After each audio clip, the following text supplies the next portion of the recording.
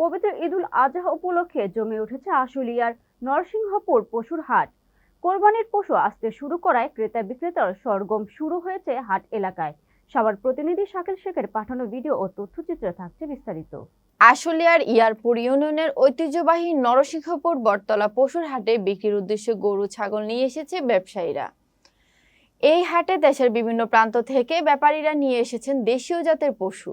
হাটে বিভিন্ন স্থান থেকে আসা পশু ব্যবসায়ীরা জানান, নরসিংহপুর বটতলা হাটে নিরাপত্তা ও থাকা খাওয়ার ব্যবস্থা ভালো, সেই সাথে এখনো বেচা বিক্রি ভালো হয়, দামও পাওয়া যায় ভালো, তাই প্রতিবার ঈদে এই হাটেই আসি। ইতিমধ্যে এই হাটে বেচা বিক্রি শুরু হয়েছে। ভারতীয় গরু না আসা এবার দেশীয় গরুর বাজার ভালো যাচ্ছে বলে ব্যাপারীরা জানান।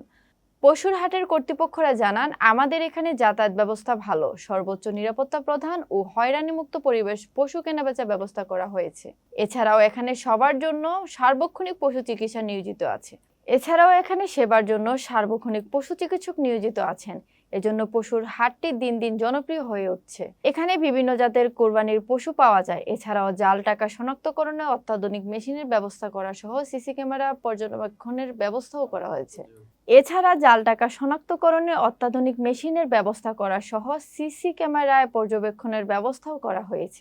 এ সময় উপস্থিত ছিলেন বিএনপির নেতা আব্দুল হাই আল হাদি, নবী দাওয়ান, কিসমত সরকার, স্বেচ্ছাসেবক দল নেতা আফজাল হোসেন ও ইউনিয়ন যুবলীগের নেতা হুমায়ুন কবির সহ আরো অনেকে।